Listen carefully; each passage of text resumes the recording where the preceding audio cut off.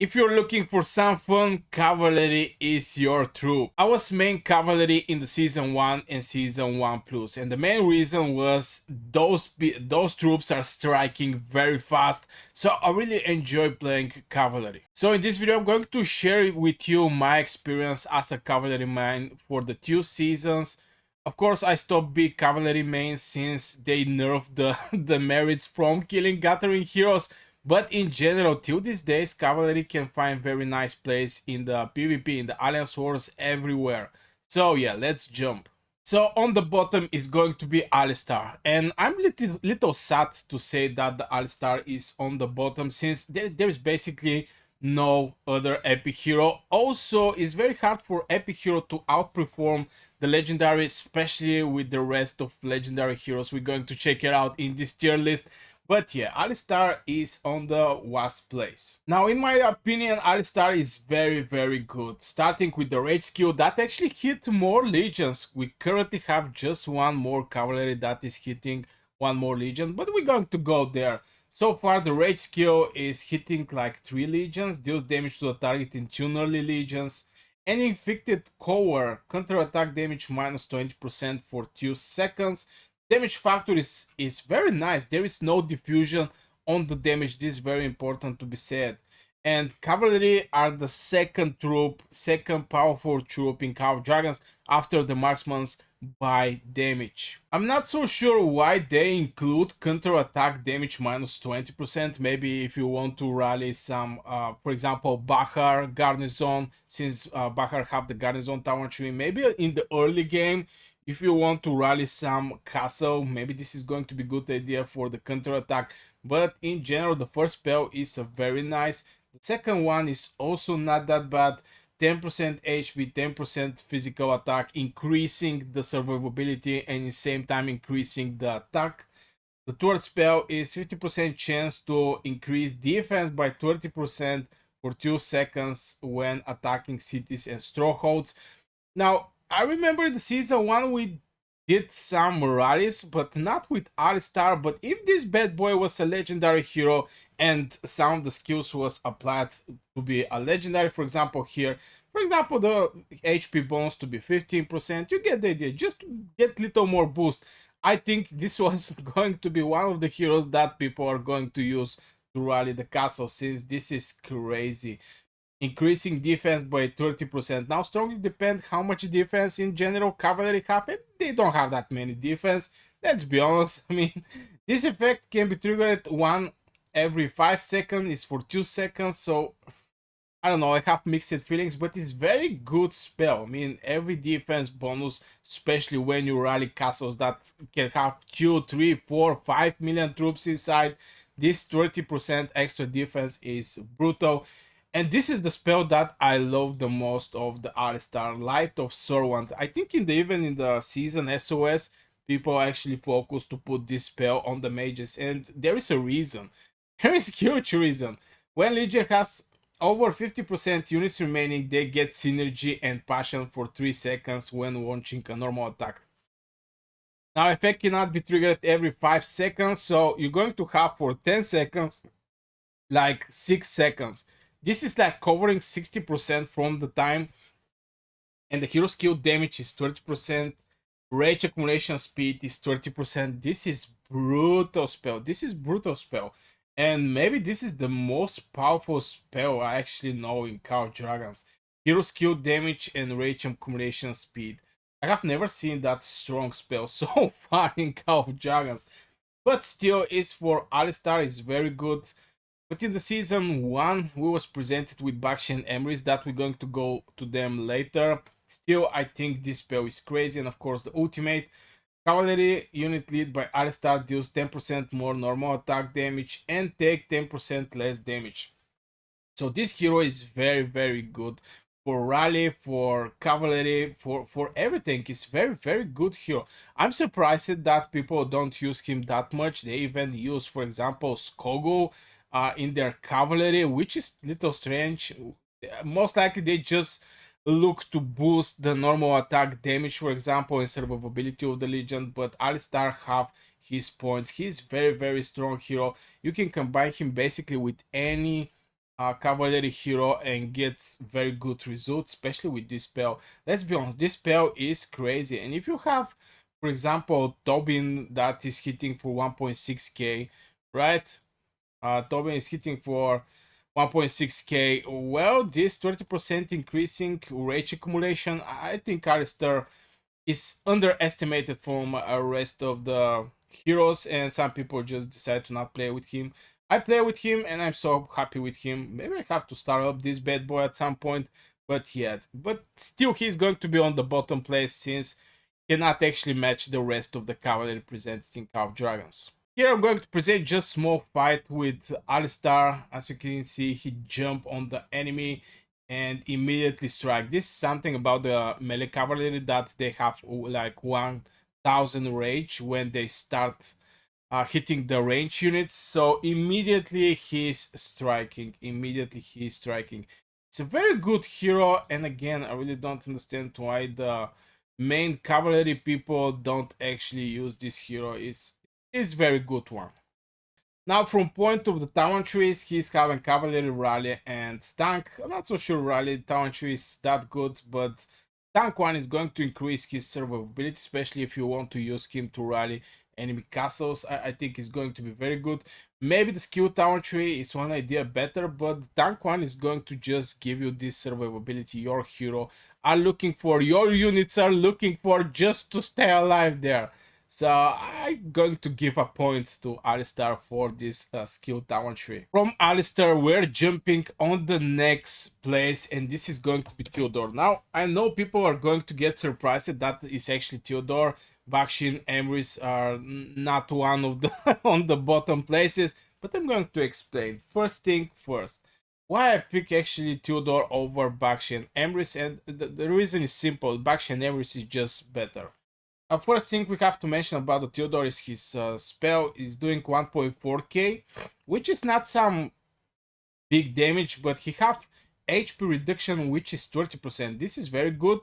It's for 3 seconds. That means it's going to cover like 30% from the time, but it's still is a very good spell. We have the other one that is just boosting. It can go cover the defense bonus 30%, march speed 10%.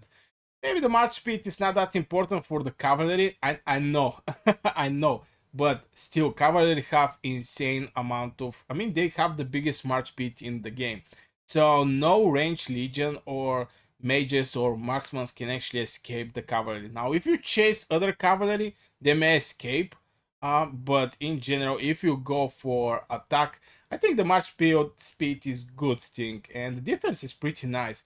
But in general, cavalry don't have that much defense, so.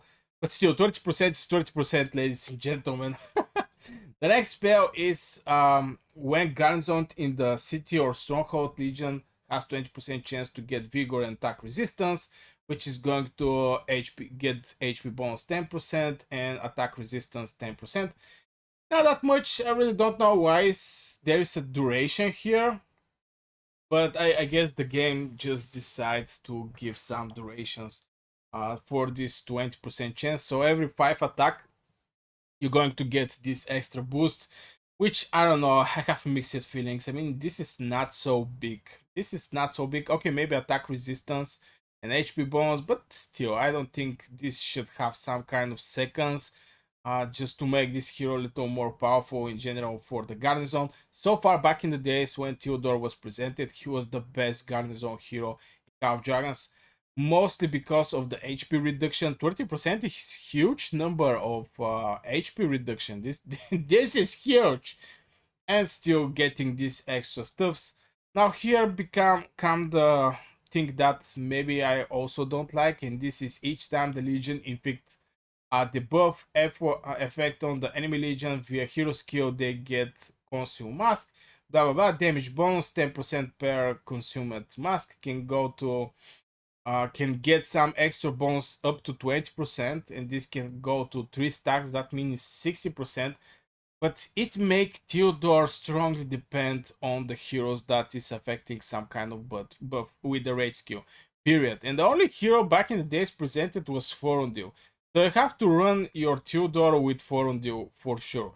I'm going to go also over the new heroes presented, but still. Um, Rage damage taken mercy, rage damage taken minus 50%. This is not applying any kind of debuffs. Blah blah. This is just pure damage. So in general, Theodor should be with Forondil and no other way around. So maybe this is the thing I don't like that much. And having something that is only for the garrison just this lower the value of this hero. This hero need to be able to perform great also in the open field, and also to be able to be combined with different type of heroes. Now, what I mean by that is, for example, Syndrian can be with Frygar, but Syndrian can also be with Zeta. Syndrian can also be with Margaret. You get the idea. Just there is no flexibility in this hero. He just built it to be with Forondil. This is what I don't like, and that's why I actually put him on this place after Alistair. And of course, short introduction about the Theodor. He's right now going to charge, most likely immediately going to fire up since this is Rage Legion. As you can see, he's doing some good damage. The moment he triggers his Rage skill, going to see bigger damage, 2.7, and after this is 2.2. This is like 500 extra, but in general, the reason is just because this hero is reducing the HP, so it's going to kill more troops in general. Maybe this is the thing I don't like that much, is just the garrison spell, and also the garrison spell, and that is depending on the forward of this hero. About the Tower Tree, he's having skill Tower Tree, which is going to be even more boosting the power of his spell. Here is 1.4, but if you get like 3 stacks, the spell can go to 60 extra damage. It can do brutal amount of damage, but again, it's just need to be with Forondil, period. It just need to be with Forondil, since the Forondil spell is applying this coldness for 3 seconds, and most likely is going to be the Theodor. The spell is very interesting. Each time the Legion effective Legion heroes skill, they get this mask. So the first skill is not going to do that much, but the second triggering of the Theodor skill is going to do some good damage. And yeah, in general, this is my opinion. Let me know your personal opinion about the Theodor in the comments below. The next hero I'm going to say in the tier list is going to be Bakshi. Now, the main power of the Bakshi is the skill tower tree.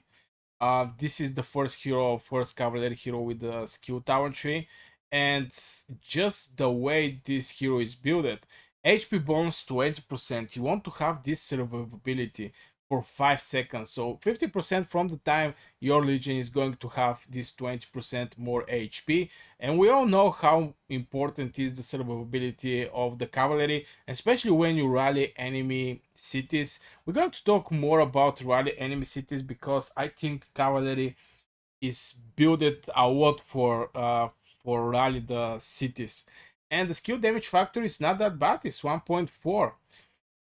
The spell that I don't like is maybe the peacekeeping damage, 30% peacekeeping damage. This don't apply to the Behemoths, don't apply for Alliance War, don't only for the Darkling creatures and Darkling patrols, which I don't know, is not something that should hold the whole skill place here. My personal opinion, of course.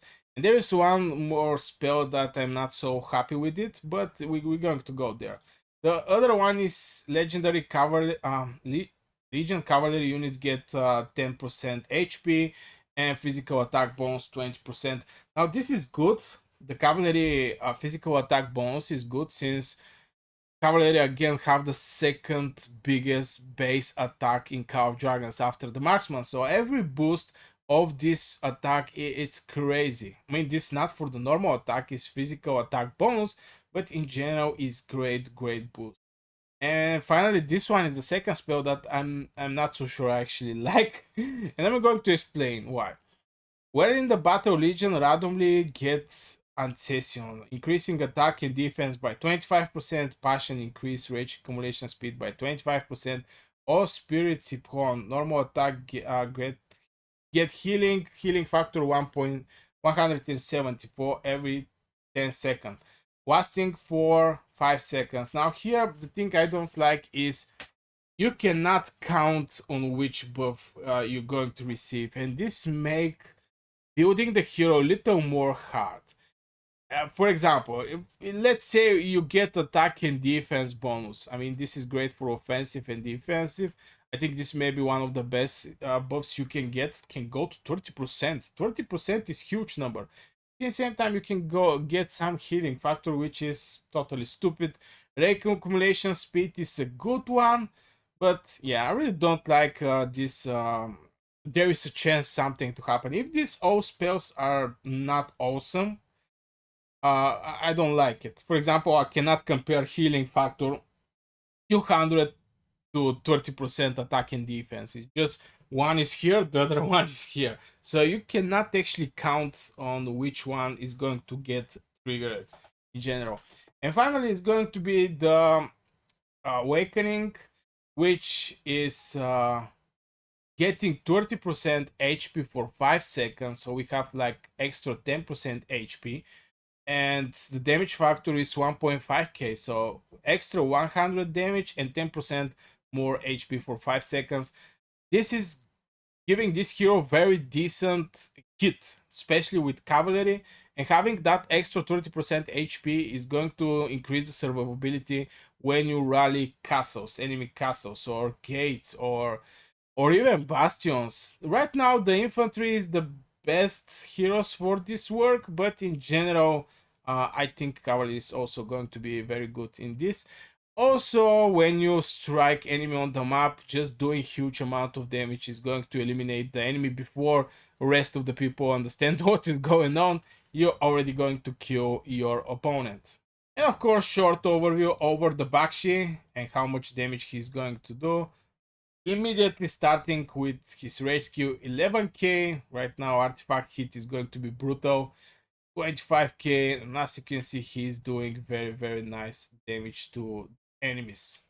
From point of talents, I'm going to build him on the skill talent tree. I think this is the best, going to be the best talent tree for Bakshi. And also I think for the Theodor, I don't know if I mentioned about the Theodor, but I also think the skill talent tree is going to be the best for the Bakshi.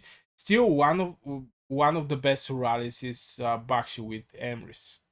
The next hero I'm going to point in my tier list is going to be Forondil. And I'm going to start with the first main reason about this hero. And this is going to be the damage is not that much. It's 1.2k. Also applying this cornice, normal attacks launches automatically miss for 3 seconds. I think this is a good thing. It's like 30% from the time is going to give miss to your enemy, but in same time the damage is not that much. Here we have defense penetration, which is going to be 10%. Now if you start up your heroes, you're going to get at the end like 5% extra defense penetration. I think defense penetration is very good, but still it's just one line. It's just one line. Most of the heroes have like 2 lines here, and I don't think this is enough. The other thing is when he's there is a different buffs if he's commander of or if he's deputy. The march speed and damage dealt is not that good. I mean, 10%. We don't care that much about the march speed, since if you have a legion that is having huge march speed, especially when you're going to use Forondil as a ground unit, that much march speed, I'm not so sure that is so good. But in general, most of the times people are going to go for this hero if you have eagles.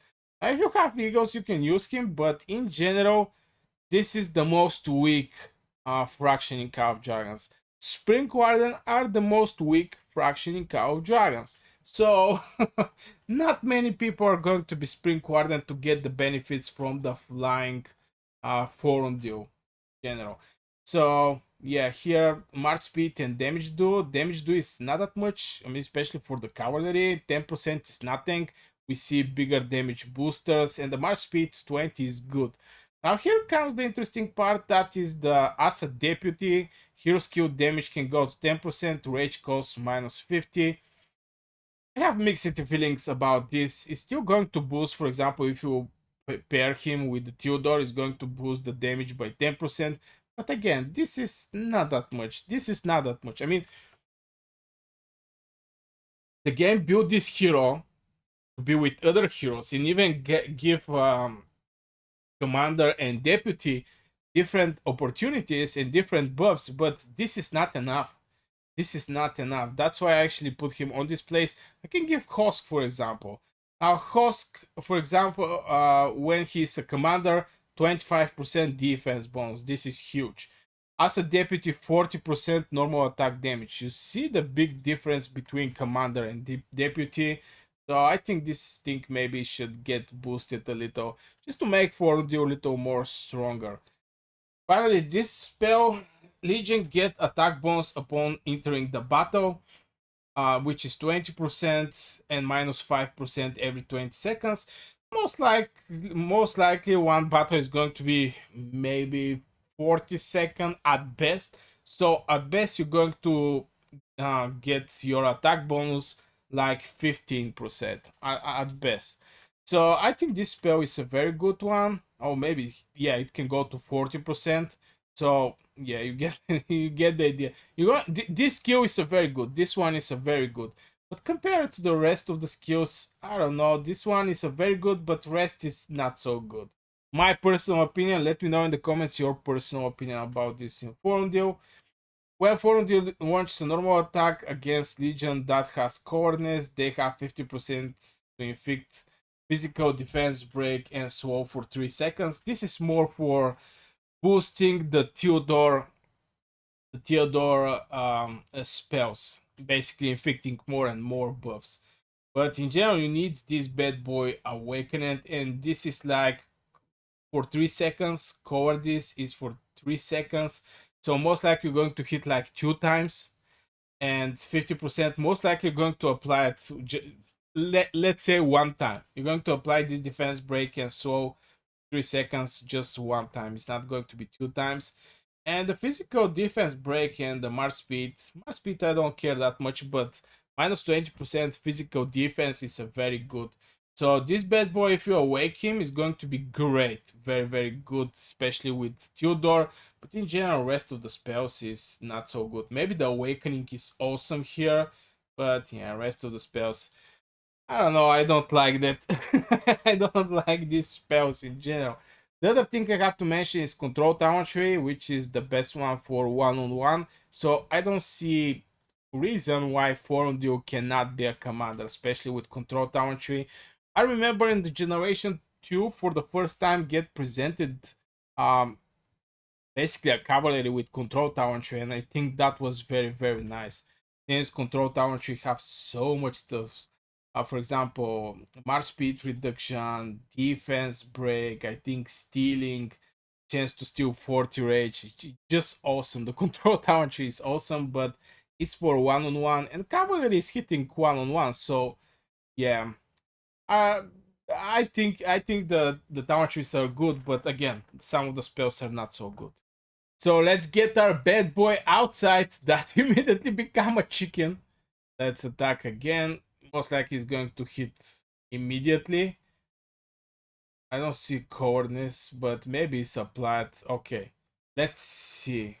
He's going to trigger his ultimate. Yeah. Now the next hero in my tier list is going to be Emrys, and there is a huge reason why I actually think Emrys is better from Theodor and Forondil, even though this cavalry is generation 3 and Emrys is generation 1. Just Emrys don't have any kind of weak spot and is one of the best cavalry for me.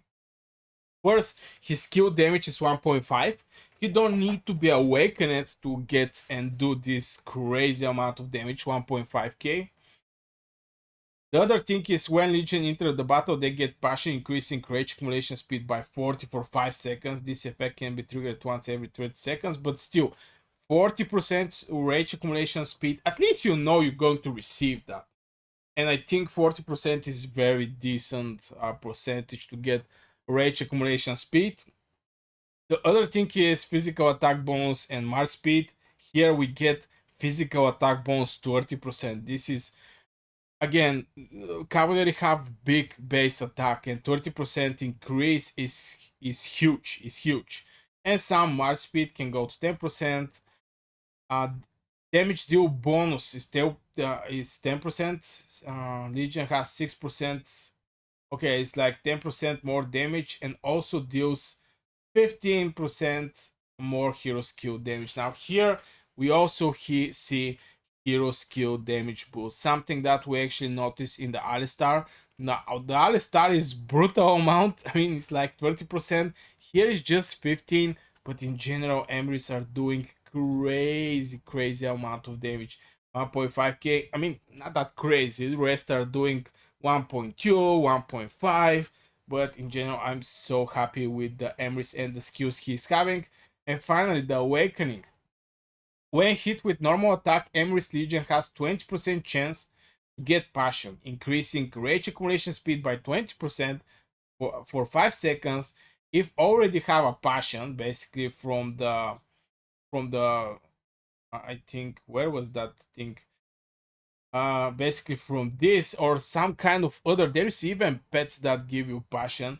It's going to give you 100 rage. This effect cannot be triggered every 2 seconds, so you can make like machine gun from the Emrys.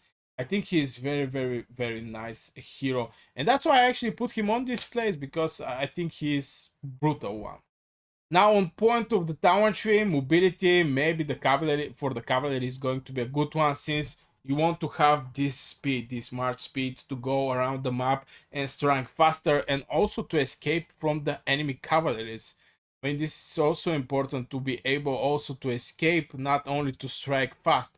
And this tower tree can help you buy a lot. I even see some people from the good cavalry mains actually use mobility down chain, and boy, you cannot catch them. You cannot catch them. Of course, I'm going to take out my bad boy. As you can see, he is very speed. Maybe because it's of the artifact that I actually have. But in general, let's see. Let's see this bad boy. Damage he's doing is a very nice. Now here he don't strike immediately, which is little strange. Normally he should strike immediately, but he didn't do it right now. So yeah, this is actually the damage that the Emrys is doing. Very nice one. It's like 8k. But yeah, it is what it is. I still think he's one of the best deputies in Call of Dragons for the cavalry. On place number two is going to be Tobin for me, and I'm going to explain why. First, this hero is mostly for the rally. We're going to go over his spells, and you're going to see that he's basically focused over the rally. But with the latest changes in Call of Dragons, the best rallies are going to be infantry. So if one specific troop is best for rally, even if you have hero from other troop that is built for the rally, still the troop that is going to be for rally is going to be the specific troops with specific heroes about this. For example, like maybe Goresh with Mogro and so on. But anyway, let's check it out. The first thing is 1.6 skill damage factor. Maybe this is the thing I actually like on the Tobin, and this is the power actually of the Tobin. Reduce rage damage taken up to 20%. Now we all know that the infantry have this iron will, which is giving you 5% reducing the range attack with each stack up to 40%, which make the infantry very strong in the fights. And this is a hero that is going to also give you 20% reduce range damage taken. And we know that the cavalry most of the times gets swarmed, and I think this is going to increase the survivability of the cavalry in general. So huge thumbs up for this raid skill from the Tobin. The next one is for the rally. When launching a rally, 50% chance to reduce all damage taken by the Legion by 20% for 5 seconds. This effect can be triggered one every 8 seconds. Now, again, this is very good and make this hero strong for the rallies. I watched in the season SOS. Couple of times people was doing Tobin rallies. Some was doing Margaret rally. But still, I think the Goresh rally is still the best one. Now, the next spell is Cavalry get 5 20% HP, and physical attack bonus is 10%. He is little reversed from the other heroes, where the attack is 20% and the HP is 10%. But again, this hero is increasing greatly the survivability of your cavalry legions. The other one is deals 5% more rage skill damage to the enemy legion in front of the legion and 4% more counter attack damage to the legion behind the legion. This is mainly because when you do a rally, you basically start hitting the castle. And most of the times when they make counter rally, this hero is going to be very, very good in cases like this, especially if the rally is hitting from behind, going to get some extra counter attack damage, which is going to be 10%. 10%, 10% is still going to be big amount of damage. And finally, the awakening is when another hero in Tobin Legion deals damage with a rage skill, they do 20% more damage when targeting range legions. When targeting melee legions, they take 15% less damage for 5 seconds. Now here mostly we talk, I mean, big percentage from the cavalry is actually doing rage skills, so Tobin, if I have to be honest, are very flexible hero, which is something that I really like in him. But still, for me, he's on the place number 2. And of course, maybe a little demonstration about the Tobin and how he's fighting. We're going to directly jump, immediately attacking. I like the way that this skill is triggered. As you can see, yeah, it's like some swords drop on your head. But yeah, I still think Tobin is a very good, especially with these shields. You see, this is the reduction of the damage, which is very, very nice after casting the rage skill for a couple seconds. So yeah, this is actually Tobin. Now the important thing about him, especially for his talent tree, is going to be that he's having tank talent tree that in extra is going to increase the survivability of your legions. And finally, let's talk about the first place. There is going to be Urag, like a orc, bro. Look at his hand. He's even have a weapon as a hand. Not like this hand is not looking big, but yeah, in general, Urag is maybe one of my favorite heroes. By favorite, I don't mean I'm going to invest in him, but I really like how people are playing with him. And first thing that catch my eyes is there is no diffuser damage and the damage is big. Deals physical damage to the target and 2 nearly legions. To the target is 1.6k and to the splash damage is like 300. So if you catch somebody AFK on the map, just by hitting them with Urwak, you're going to do huge amount of damage on these AFK legions. Sometimes it's a gathering hero alone or some legion alone, but most of the times if you catch somebody AFK, it's going to be like 2, 3, 4 legions, sometimes 5. So if you strike with Urag, you're going to do massive damage to this legion. The other spell is Legion take 4% less damage, 10% less damage when marching, and deals 10% more damage bonus. Again, this is very good passive skills. Damage taken reduction and damage bonus. This one is cavalry unit march speed bonus 10%, cavalry unit physical attack bonus 30%. Now here we are talking about 30% very decent boost of the cavalry unit physical attack bonuses.